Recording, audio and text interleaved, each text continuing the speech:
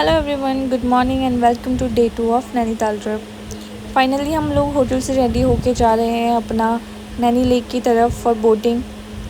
But उससे पहले हमें एक स्टॉप बनाना है जिसमें हम लोग करेंगे अपना ब्रेकफास्ट। अब वो कोई कैफ़े, ढाबा कुछ भी हमें मिल जाए जिसमें हम अपना ब्रेकफास्ट कर सकें। एंड अभी जा रहे हैं, देखते हैं। बोटिंग वगैरह का प्राइस का भी कोई आइडिया नहीं है। अभी जाके हमें यह सब कुछ आइडिया लगने वाला है कि क्या बोटिंग के प्राइस रहेंगे, क्या चार्जेस रहेंगे। और यहाँ पे मेरी एंट्री होते हुए एंड ये है मेरा outfit for the day. Let's go for the breakfast. क्या मिलता है?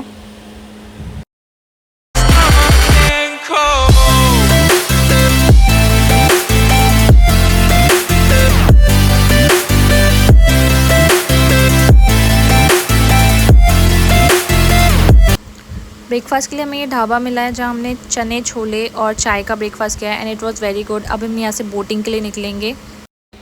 फाइनली हमने एक बोट भी बुक कर ली और इस बोट का हमने पे किया 400 rupees for 1 our.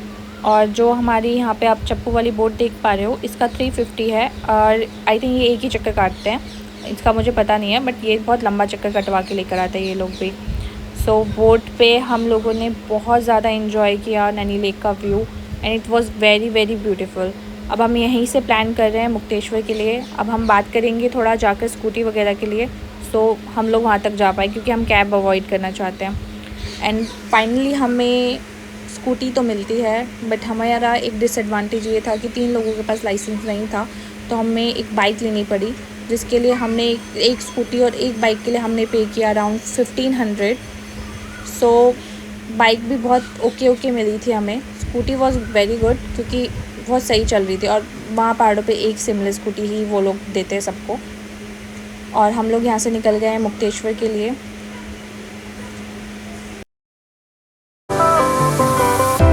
Fire went out, lights went down. When you feel lost in your shadow, don't feel alone, don't scream so loud. We are living in this cruel world. Broken but strong, gotta move on. You're not a bakery of life. Equip my soul, find the real gold. I'll fulfill what I started.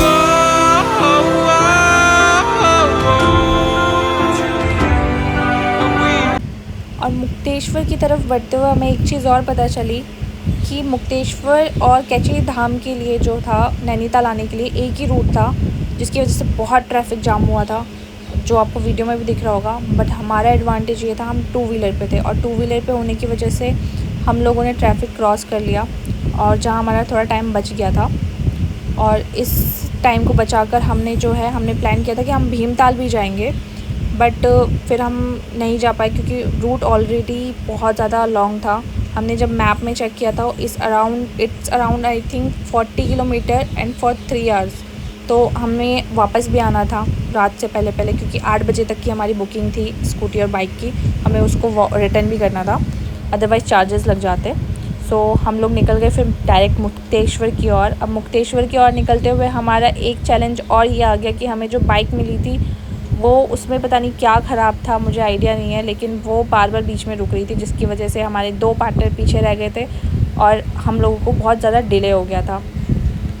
But फिर वो जैसे तैसे bike चलाई हम लोगों ने और हम लोग आगे बढ़े मुक्तेश्वर के लिए। और यहाँ के रूट्स बहुत ही ज़्यादा डेंजरस है क्योंकि यहाँ पे कोई भी रूट कहीं से भी मुड़ रहा है और स्पेशली यहाँ पे बैरिकेड्स नहीं लगा रखे इन लोगों ने जहाँ खाई है। तो ड्राइव सेफली जब भी जाए, क्योंकि मैंने एक बार ट्राई किया था ड्राइव करने का बट मैं नहीं कर पाई स्कूटी। सो मैंने फिर अपने पार्टनर को ही दे दी कि वो ड्राइव कर ले इस रूट पे, बिकॉज़ मेरा ट्रस्ट करना बेकार है क्योंकि मैं सीधा शायद खाई में ही ले जाती और हमारा ट्रिप वहीं एंड हो जाता। मुक्तेश्वर के इस सफ़र में मुझे तो बहुत ज़ोरों से भूख लग रही है। अब इस रास्ते में कोई भी कैफ़े कुछ भी मिलेगा मैं रुकने वाली हूँ क्योंकि मुझे बहुत भूख लग रही है। एंड फाइनली हमें एक कैफ़े मिला है, आई थिंक रेस्टोरेंट टाइप है। अब यहाँ से व्लॉग हैंडल करेंगे मिस्टर ऋतिक कुमार क्योंकि मैं जा रही हूँ खाना खाने। देखते हैं भाई यहाँ पर खाने वाने का। यहाँ से तो अभी 25 किलोमीटर बाकी है मुक्तेश्वर, उसके बाद देखते हैं।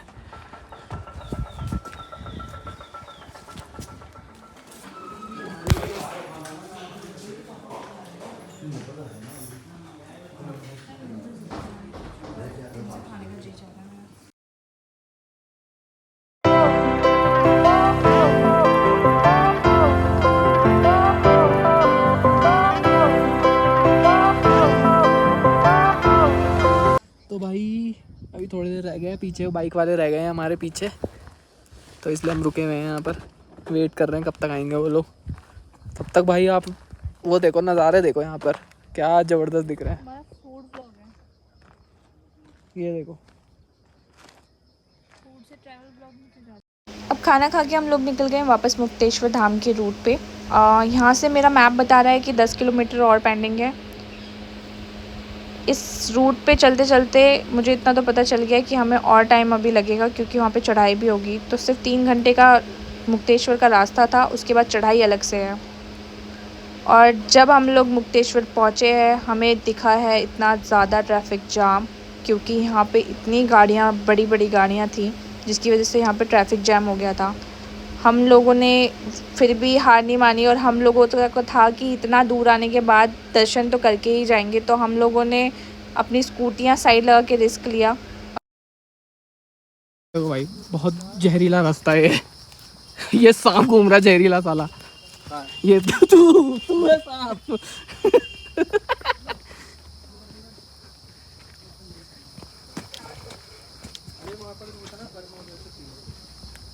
पानी है ना? क्यों?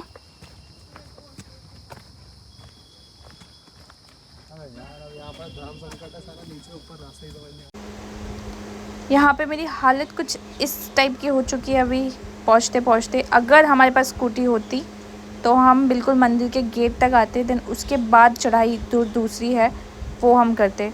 बट यहाँ जो हमें डिसएडवांटेज हुआ है वो बहुत ज़्यादा बेकार हुआ है, क्योंकि जाम इतना था, स्कूटी ला नहीं सकते थे। स्कूटी लाने में ही हमें 1 घंटा और लग जाता, और हम इतना अफोर्ड नहीं कर सकते, क्योंकि हमारे पास वापस जाने का टाइम बहुत कम बचता। तो जैसे तैसे हमें जो लोकल्स ने गाइड किया, हम इस रूट से आ गए हैं। अब देखते हैं कितना ज़्यादा और टाइम हमें यहाँ पे लगने वाला है, क्योंकि मंदिर में भी लाइन लगी होगी दर्शन के लिए, उसमें हमें कितना टाइम लगने वाला है।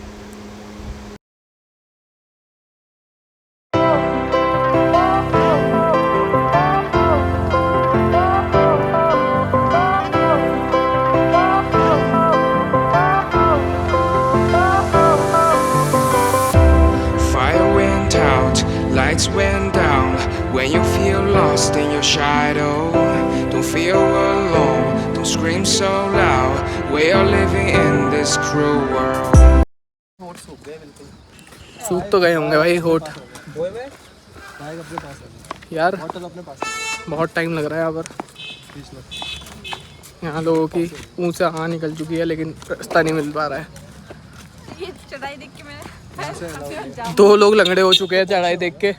चल पहुंच जाएंगे, ज़्यादा नहीं बचा। मन में है विश्वास, पूरा है विश्वास, हम होंगे कामयाब 1 किलोमीटर बाद। यहाँ से 200 मीटर होगा, इसलिए 500 बोला, 300 मीटर।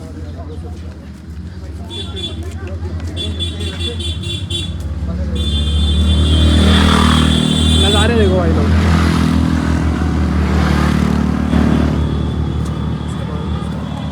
मैं पैडल नहीं मारती ना, तो मेरा ठीक है। पैडल मैंने मारा पूरी बोट में, लोग कह रहे हैं मेरे नस चढ़ेगी। इतनी मेहनती चढ़ाई के बाद हमें फाइनली मेन गेट दिखता है मुक्तेश्वर धाम का। अब हमें यहाँ से लाइन लगा के आगे मंदिर के लिए, दर्शन के लिए हमें आगे बढ़ना है। और ये लाइन इतनी लंबी लगी हुई है, बहुत सुंदर व्यू था इस मंदिर के। मतलब आप लोग दर्शन करके जस्ट वहाँ से एक साइड से रास्ता है, आप वहाँ से निकलो और वहाँ पे खड़े होकर आप फ़ोटोज़ वगैरह क्लिक कर सकते हो। जैसे कि आपने देखा कि नज़ारे आपने देख लो क्या ज़बरदस्त दिख रहे हैं। अब शाम को 5 बज गए हैं, अब यहाँ से निकलना भी है हमें, क्योंकि हमें नीचे जाना है और अंधेरा भी हो जाएगा। तो ये देखो, मैं आपको दिखाता हूँ आगे का। ये देखो भाई, एकदम मतलब अभी तो मतलब आपको थोड़ी विजिबिलिटी दिख रही है, लेकिन अब यह है कि नीचे अब जैसे जैसे जाएंगे रात भी होती जाएगी, और यह है कि घने जंगल भी है। ये देखो बिल्कुल कुछ दिख नहीं रहा है।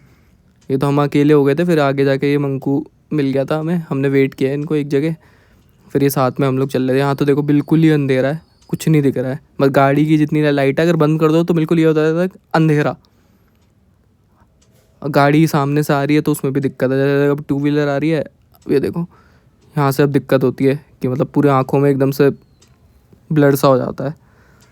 अब ये है कि आराम आराम से यहाँ से चला के हम देखते हैं कितने बजे तक यहाँ पर पहुँचते हैं। चलो मिलते हैं हम वहाँ पर स्टैंड पे। चलो भाई पहुंच गए हैं हम लोग, बाइक पे उतर गए हैं 3 घंटे का सफ़र करके। सो अब यहाँ खाने का ढूंढते हैं, तो डे 2 एंड करते हैं। अब कल हमें वापस जाना है दिल्ली, तो देखते हैं। एंड फाइनली हम लोगों का लास्ट डे इन नैनीताल। हमने बहुत डिसेंट सा प्लेस चूज़ किया था ब्रेकफास्ट के लिए, और जो हमने यहाँ पे स्पेशली ऑर्डर किया था वो हमारा था पैनकेक, क्योंकि हम पैनकेक देखकर ही अंदर घुसे थे ट्राई करने के लिए। और इन लोगों ने बहुत सुंदर डेकोरेट कर रखा था अपना कैफ़े। Test was okay. और मेरा जितना एक्सपीरियंस रहा इन 3 दिन के ट्रिप में नैनीताल की, यहाँ पर टेस्ट बहुत डिसेंट है। कोई कुछ ज़्यादा स्पाइसी नहीं बनाता, कोई कुछ ज़्यादा नॉर्मल नहीं बनाता, फीका नहीं बनाता। So according to Delhi taste less ही है यहाँ पे थोड़ा सा। तो आप लोग अगर जाओगे तो टेस्ट का एक्सपेक्टेशन इतना हाई मत रखना। Everything is average, but view और वेदर बहुत अच्छा है। अब हम यहाँ से फाइनली निकल रहे हैं काठगोदाम के लिए।